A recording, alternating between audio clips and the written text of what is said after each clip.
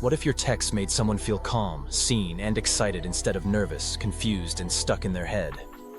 That's the power of green flag texts, messages that build attraction without spiking anxiety. In this video, I'm going to show you exactly how to write them, why they work psychologically, and when to send them. You'll get word-for-word examples for first messages, planning dates, check-ins, boundaries, apologies, and playful flirting that doesn't cross lines. By the end, you'll have a few simple formulas you can use anywhere, from dating apps to long-term relationships, so the person you like feels safe leaning in, not scrambling to protect themselves or decode mixed signals. A green flag text does three things at once. It reduces uncertainty. It signals care and respect. And it moves the story forward. Think of it like a good tour guide, clear directions, friendly tone, and a next step. Most anxiety in texting comes from the opposite: vagueness, delays without context, hot-cold swings, or messages that test rather than connect. When the brain doesn't know what's happening, it fills in the blanks with worst-case scenarios. Your job is to make the path feel solid, even if you keep a little mystery. Clear beats clever. Warm beats witty. Specific beats vague. Under the hood, green flag texts send secure attachment cues. They say, "I'm interested, I'm consistent, and I respect your pace." That lowers threat signals in the brain and lets curiosity grow. You don't have to sound robotic or overly formal. In fact, a little personality helps. But the backbone is simple: clarity plus care plus choice. I'll call this the C rule. Clarity is what you want or mean. Care is how you acknowledge the other person's experience. Choice is an easy path for them to say yes, no, or offer an alternative without pressure. When your messages include all three, you create safety and momentum at the same time. Let's start with first messages, because that's where most people either overthink or underdeliver. A green flag opener shows you actually read their profile, offers a small piece of yourself, and asks a low-pressure question. "Your weekend pizza quest made me laugh. I just tried a place with a ridiculous honey chili slice. Are you team sweet heat, or is that a crime against pizza?" That's clear. You read their profile. It shows care, friendly and specific. It gives choice, two simple options. Avoid generic "hey" or interview-style questions. And avoid love bombing or overly flirty lines that put the other person on the spot. First messages aren't auditions, they're invitations to play catch. Toss something they can actually catch. Early conversation thrives on curiosity with boundaries. Ask one question at a time, answer your own question briefly, and keep the volley even. You mentioned you're into hiking. What's your favorite trail close to the city? I'm more of a sunrise person, but my friend just turned me into a sunset convert. Notice the rhythm, a specific question, a tiny share about yourself, and a tone that's easy to reply to. A red flag version would be stacking multiple questions, pushing for personal details too soon, or steering it sexual before there's trust. The green flag version signals, "I'm here to know you, not just to win you."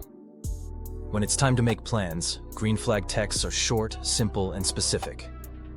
"Thursday after 6 works for me. There's a cozy coffee place on 3rd I've been curious about. Want to meet there at 6:30, or is Saturday afternoon better?"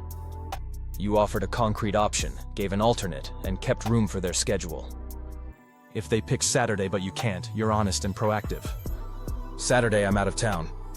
Sunday 4 o'clock would work though, or we can aim for next week." Your call.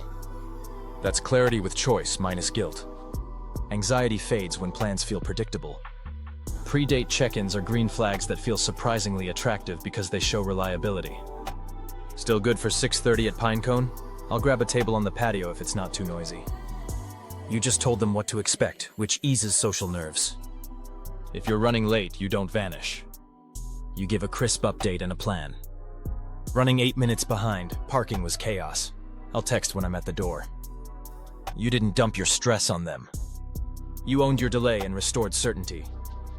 That's more attractive than pretending to be perfect. After the date, appreciation is magnetic. Not fawning. Not desperate. Just specific warmth. "I had a great time swapping travel flop stories. I'm still laughing at the suitcase saga. If you're up for it, I'd like to see you again." That's a green flag move because it names what you enjoyed, reveals interest, and invites a next step without pressuring a yes. If you're not feeling it, you're kind and clear to prevent anxious loops. Thank you for meeting up tonight. You're thoughtful and fun to talk to. I didn't feel the romantic click I'm looking for, but I wish you the best.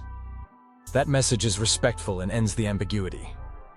Green flags aren't only about attraction, they're also about how you exit. Busy seasons happen, and how you handle them is a loud signal. The anxious path is silence followed by a vague, "Sorry, I've been busy."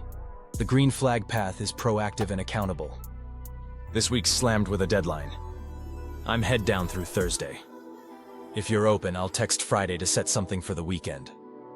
You gave a timeline, set expectations, and kept connection alive without asking them to babysit your availability. On Friday, you follow through. Deadline done, coffee Sunday at 3? Consistency is irresistible because it builds trust. Trust is attractive because it lets people relax into themselves. Boundaries delivered warmly are green flags in disguise. They show self-respect and protect the pace of the relationship. You can set a boundary without sounding harsh by using the C+C rule. I like where this is going and I want to take it at a steady pace. I'm not comfortable with late-night texts past midnight. Daytime or early evening is best for me. That's clear, caring, and gives a workable choice. If they cross it again, you reinforce it kindly and firmly. Quick reminder, I don't do late-night messages. Let's pick this up tomorrow. If someone can't respect a simple boundary, that's not a communication problem. It's a compatibility signal. Your job is to name your standard and stick to it. Their job is to show you who they are when they hear it. Conflict and misreads happen even with the best intentions. Anxiety spikes when people get defensive or go silent. Green flag repair texts take responsibility for your part, reflect what you heard, and propose a next step. I'm sorry I bailed on plans last minute. I can see why that felt dismissive. Next time I'll give you a heads up earlier and offer a new time. If you're open, I'd like to try again this weekend. You didn't over-explain, you didn't blame, and you offered repair. That's how trust grows stronger after small ruptures. If you need space, you communicate it with a return point. I'm a bit flooded and want to respond thoughtfully. I'm stepping back for a few hours and will text you by 7. Then you actually text at 7. Playful flirting, when done as a green flag, is about delight, not pressure. You create a shared bubble of humor or tenderness without cornering the other person. You and that honey chili pizza are officially a dangerous combo. I'm filing a formal complaint with my taste buds. That's light, not loaded. You can escalate slowly by noticing specifics. Your laugh when you told the travel story was my favorite part of the night. That's appreciation without objectification. If they reciprocate, you can lean in a bit. Careful, I might need a sequel soon. If they don't, you keep it friendly and steady. Seduction with safety beats seduction with tension every time. Supportive messages are green flags because they show you're tuned into their world, not just your own. You're not a life coach or a fixer, you're a steady presence. Good luck on your presentation today. You've got this. Text me after and tell me one win. That reinforces their agency and creates a small ritual. When they follow up, you celebrate without minimizing. Proud of you for getting through it. Want a mini victory coffee tomorrow to mark it? Over time, these micro rituals become the glue that keeps relationships warm and resilient.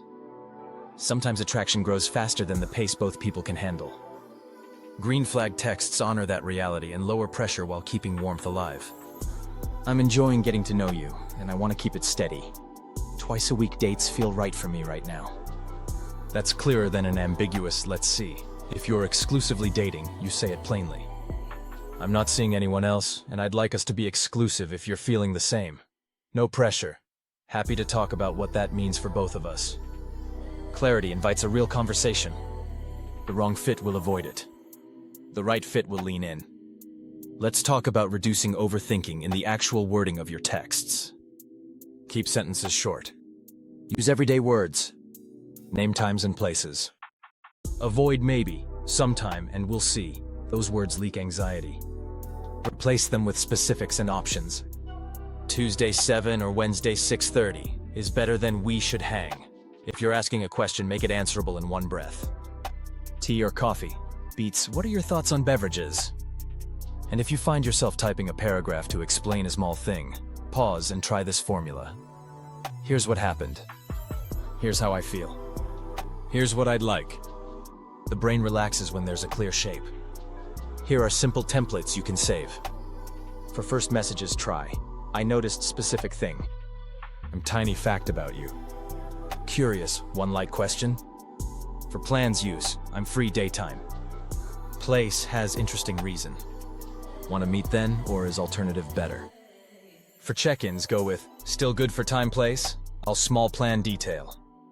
For appreciation after a date, I enjoyed specific moment. If you're up for it, I'd like to next step. For busy weeks, heads up, brief reason, I'll message by time day to plan next step. For boundaries, I like positive intention. I'm not comfortable with limit. Preferred option works for me. For repair, I'm sorry for behavior. I get that it felt their feeling. Next time I'll concrete change. If you're open, I'd like to reconnect plan. For playfulness, permission to brag about their win, 10-10 moment. For support, thinking of you with event, send me one highlight after. Now let's flip common anxious text habits into green flag versions. When you feel the urge to check, did I do something wrong? After a slow reply, try, no rush on this, hope your day's going smoothly. That shows secure energy and gives them room to return. When you want to send a testing message like, guess you're too busy for me, try, looks like this week's packed for both of us. Want to pick a time Sunday to map out next week? When you feel pulled to overshare to force intimacy early, try sharing one honest, light detail and then inviting theirs. I'm the person who brings snacks to every event. What's your low-key superpower? You're opening a door, not carrying them through it. Green flag texting isn't just a dating skill, it's a relationship stabilizer. In long-term partnerships, routine messages can either drain or nourish. Pick up milk is neutral. Pick up milk, and I grabbed your favorite tea this morning, adds care. Running 10 minutes late, parking was wild, see you at 6:10 and I'll bring your snack, adds clarity and thoughtfulness. During conflict, a quick repair text midday can change the evening. I'm still sitting with our conversation. I care about you and want to work it through tonight after dinner. Consistency like this builds a culture of safety. Safety frees up energy for fun, intimacy, and growth. A word on pace, green flag texts don't rush closeness or stall it. They let the connection breathe. If someone's energy is lower than yours, you match their rhythm for a bit, and then try a small bid. Haven't heard from you this week. Sending good vibes. If next week's better, I'm around Wednesday or Thursday. If, after that, there's still low effort, you let it go with grace. I enjoyed getting to know you. Feels like schedules or priorities aren't aligning. Wishing you the best. You didn't chase or play games. You kept your dignity and made space for a better match. Let's put this all together with a mini storyline. You match with someone who mentions they love bookstores. You open with, your bookstore rule, smell the pages before buying made me laugh. I'm the person who judges by cover art. What's your favorite cozy spot in town? They respond with a place. You reply, I've walked past there and always wanted to go in. I'm free Saturday at 2 or Sunday at 4 if you want to browse and grab tea next door. They choose Sunday. You confirm perfect Sunday 4 at Paper Lantern. I'll be the person in the blue sweater pretending not to sniff the books. The day before you check in, still good for tomorrow at 4? I'll grab a table if the cafe's packed. After the date you send, I had fun hearing about your travel shelf. I'd like to see you again. Want to check out the author talk next Thursday? That's an entire arc powered by clear, caring choices. If you struggle to spot your own anxiety in texts, try a 5-second edit. Read the message once and ask 3 questions. Is my meaning clear? Did I show care for their time or feelings? Did I offer a simple choice? If the answer to any of those is no, tweak one sentence. Often it's as small as adding a time, naming a feeling, or giving an option. Over time, this becomes automatic. You'll notice your conversations feel lighter. Plans form faster. And the people you like relax around you because they don't have to guess what you mean. Remember, attraction isn't only chemistry, it's the relief of being understood. Green flag texts create that relief. They don't try to impress. They try to connect. They don't hunt for control. They create space for two people to meet in the middle. When you lead with clarity, care, and choice, you model a relationship culture where both people can be honest and kind. That's rare. And rare is attractive. Here's your quick start for the next 24 hours. If you're on an app, send one opener that references something specific and asks a low-pressure question. If you're mid-conversation, make a concrete plan with an alternate. If you've got a date set, send a simple check-in that names the time and what you'll do when you arrive. If you've had a tense moment, send a repair text that takes responsibility and suggests a small next step. Save the templates we covered and pick one that fits your situation. Then before you hit send, run the C++C check: clarity, care, choice. If this was helpful, take a second to copy one script into your notes so you can use it when your brain freezes. And if you want a deeper dive, I can break down first date texting scripts by attachment style in a future video. For now, breathe. You don't need perfect words to create green flags. You need honest ones that make room for two people. That's how you build attraction, not by poking their anxiety, but by inviting their calm and their curiosity to come out and play.